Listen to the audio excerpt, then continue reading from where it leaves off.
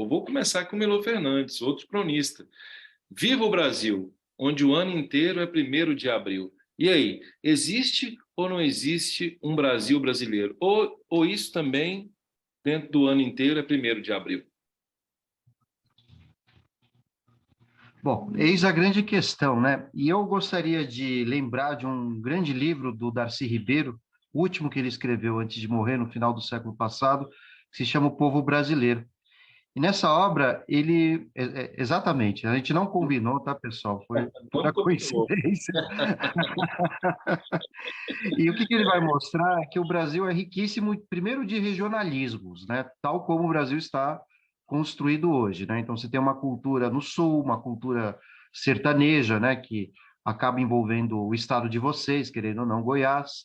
Tem uma outra cultura no sudeste, que foi muito banhada por imigrantes italianos, São Paulo especificamente, japoneses, entre outros orientais. Hoje, os chineses, se bem que o Darcy não discute os chineses, mas no Nordeste, a gente teve uma outra formação, no Norte, enfim. Então, o Darcy Ribeiro é um autor que trabalha com a ideia de Brasil do plural, né, dos Brasis, literalmente. Né? Isso vem desde a nossa formação, primeiro com a matriz indígena, né, que a gente não pode esquecer. Ele vai dizer nesse livro que acredita-se que eram algo em torno de 4,5 milhões, né, de indígenas quando os portugueses aqui chegaram no ano de 1500.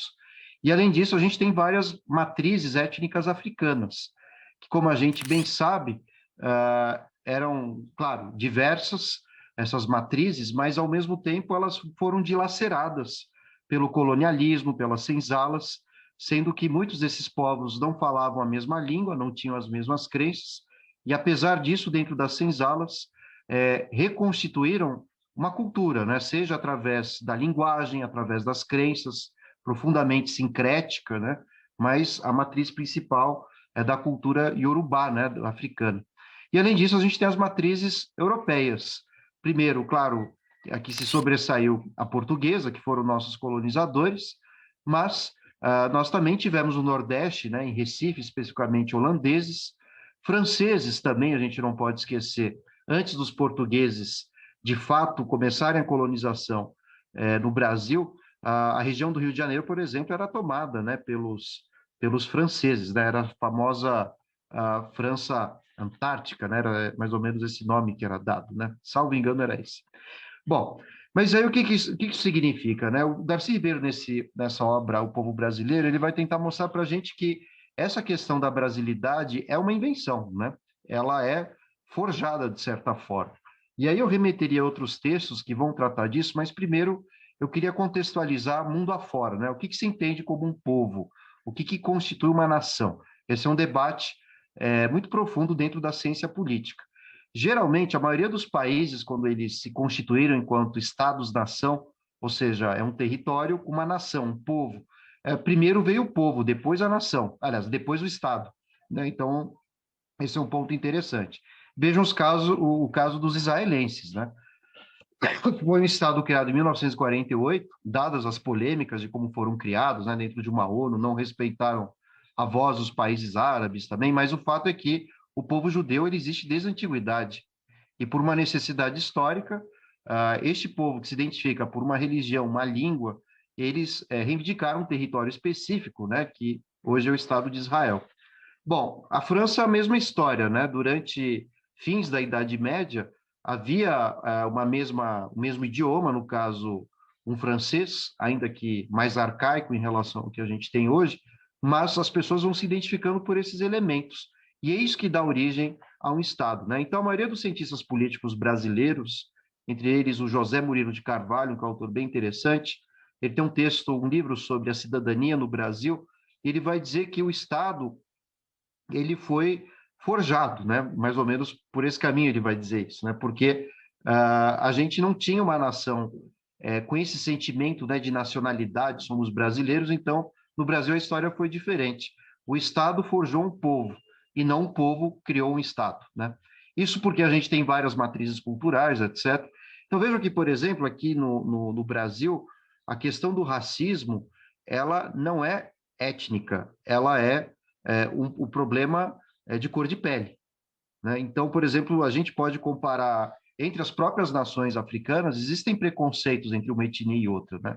Mas isso se deve a questões religiosas, questões territoriais, mas não pela cor da pele. Olha que coisa interessante, né? Então, isso é um reflexo de uma população que foi constituída, né, sem necessariamente essa concepção de brasilidade.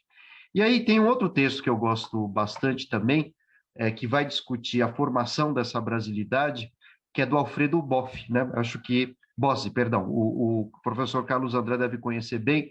E ele vai dizer que no século XIX, quem tentou primeiro forjar essa imagem do que é a brasilidade foi o movimento, aliás, uma corrente do movimento romântico, que era a geração indianista, né? Inclusive, a gente tem, salvo engano, o José de Alencar, que escreveu o Guarani, né? Faz muito tempo que eu li essa obra, e aí ele vai criar o personagem Peri, né? Que é um personagem de um indígena forte, valente, que mata a onça no braço, literalmente, resiste às enchentes e tudo mais. E aí a semana de 1922, que ano passado fez 100 anos, contestou bastante essa imagem, né? De um Brasil utópico, um Brasil do bom selvagem, criado pelos românticos. E a semana de 22 vai buscar o que seria essa brasilidade. Então, desde Mário de Andrade, Oswald de Andrade, Anita Malfatti, enfim, entre outros personagens dessa geração de 22, eles vão criar uma noção de brasilidade que vai combinar elementos estéticos, né, que vieram fora do país, as correntes de vanguarda, né, o cubismo, dadaísmo, surrealismo, o futurismo também, e ao mesmo tempo eles vão combinar com a cultura popular, que foi muito importante também, né?